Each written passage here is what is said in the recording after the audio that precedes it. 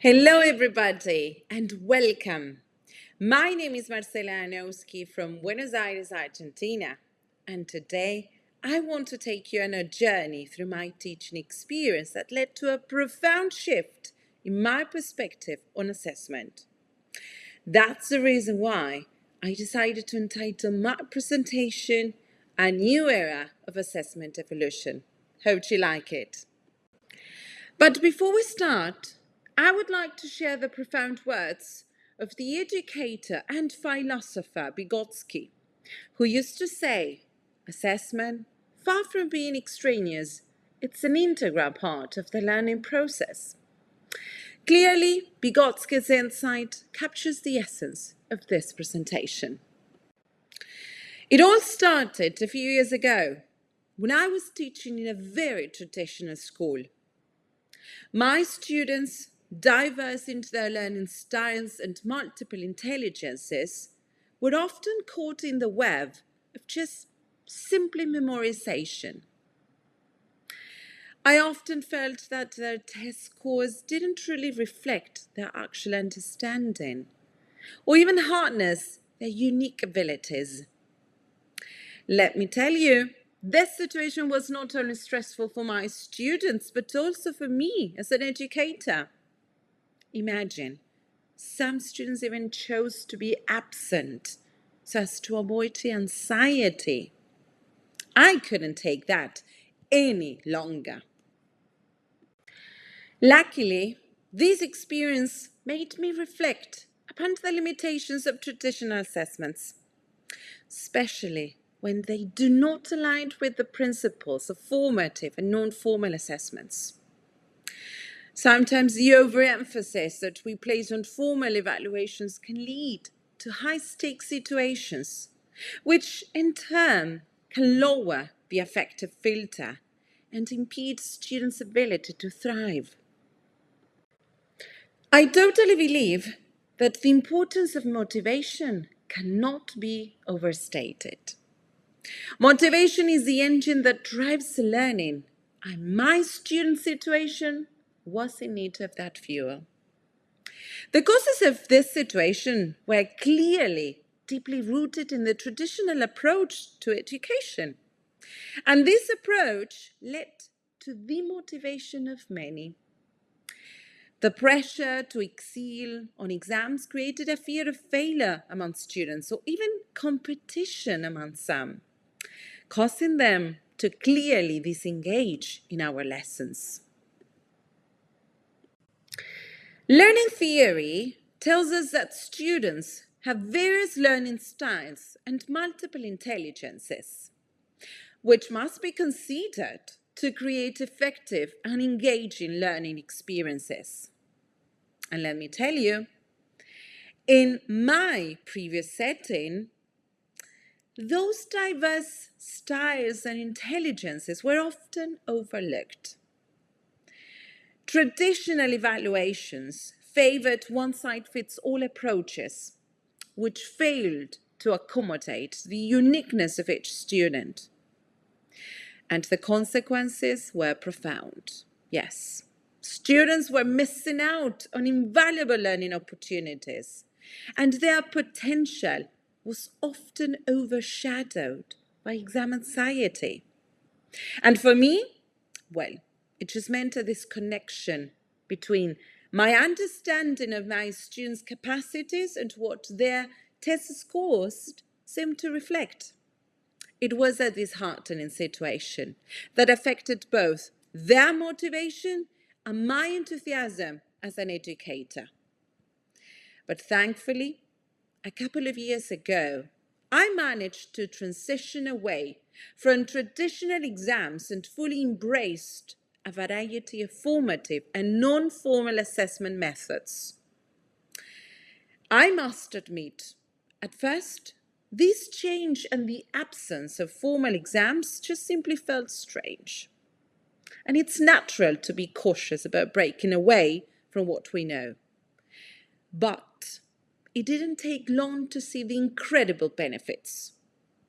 However, it also made me reflect that perhaps the best approach just simply lies in striking a balance. Not just simply relying on tests, but also considering various assessment methods, especially when it comes to completing report cards and communicating with parents. The choice between formal and non-formal assessment depends on the educational objectives and the nature of the learning outcomes. Both approaches are valuable and complementary, and the best choice often involves a combination of both. Formal assessment provides quantifiable data for evaluation, accountability, while non-formal assessment just simply delves deeper into the aspects of learning, the qualitative aspects, right? And covers the how and the why behind the student's performance. Way much more interesting, right? So, my toolkit expanded to include a variety of different methods, from e-portfolios, differentiated activities, metacognition, all of which I customized to suit different learning styles and multiple intelligences. Let's get started with e-portfolios. And let me tell you that they are a powerful tool that allows students to showcase their work, reflect upon their progress, and they can also take ownership of their learning journey. Each student could create a digital portfolio that included a collection of their best work, along with reflections on their learning experiences. These gave students a sense of pride and achievement that I cannot describe, so you got to try it yourself. Differentiated activities were designed to cater to the diverse needs of my students.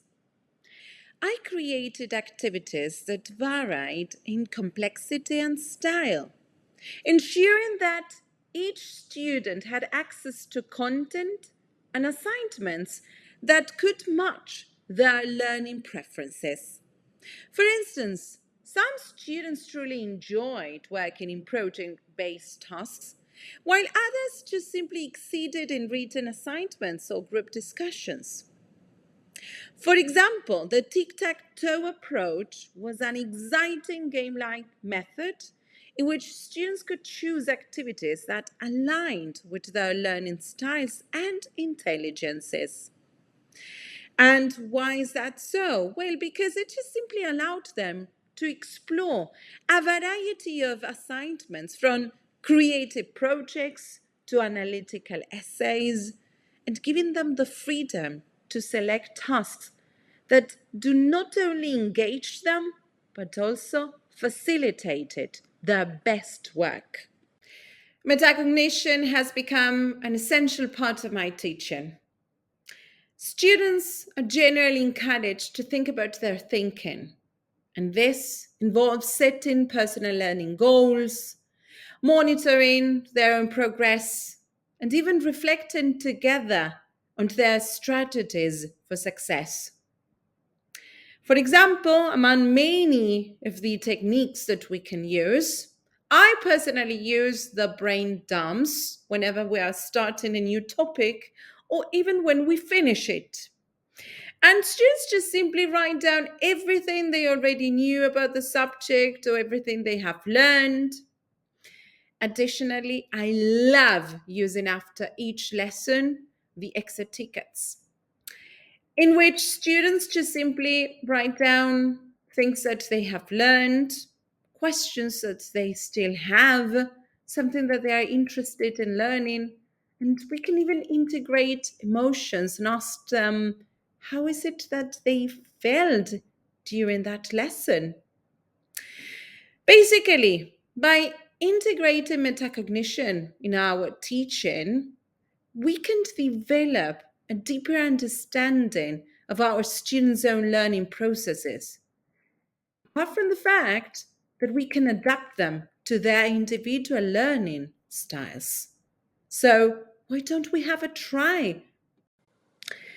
To further empower my students, I introduced the practice of creating rubrics together. Yes, student and teacher. These rubrics became a shared language for success. Why is that so? Because students actively participate in defining what excellent work looks like and how we can achieve a better quality of work, which clearly help them to take ownership of their learning process and understand the specific expectations for various of the tasks. Definitely, this collaborative approach to rubrics not only encouraged self-assessment, but also allowed students to tailor their efforts according to their learning styles and intelligences. And let me tell you that the most thrilling change came about when I was teaching in year 6 from primary school. My year 6 students proposed creating an escape room as an assessment tool.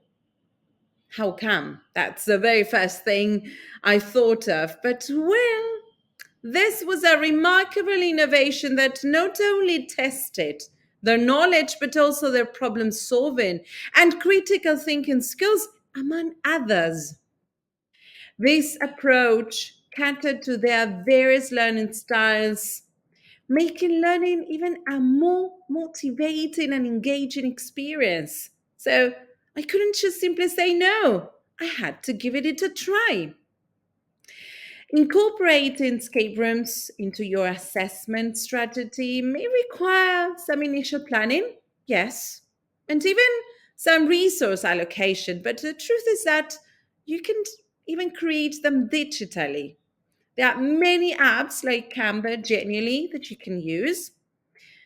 But the truth is that the rewards in terms of student engagement and assessed practices, well, they're just endless. Escape rooms offer a creative and effective way uh, to assess our students into the skills and competences that they need for success in this century. So I tried it and it worked. And it was really a huge success. And it was not only a great opportunity to apply gamification in my classroom, but also to foster agency among my students. Needless to say that my main objective of assessing students' contents was fully achieved. Before ending this talk, I would like to share a message with you. And my message is for you not to be afraid to try to do something different. Remember, assessments aren't just about grades. Assessments should help students grow, not stress them out. They are tools to help students learn better, get motivated, and even feel more comfortable with their learning process.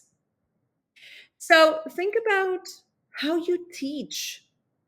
And by thinking about what motivates students, how do they like to learn, and how they feel about it, maybe you can make learning a better experience for both students and teachers. But don't forget, it's essential to find that balance in between the different ways of assessing and traditional exams, especially when it comes to grading and talking to parents and showing them evidence. So, striking that balance in between all of these approaches is what makes education more engaging and meaningful for everyone.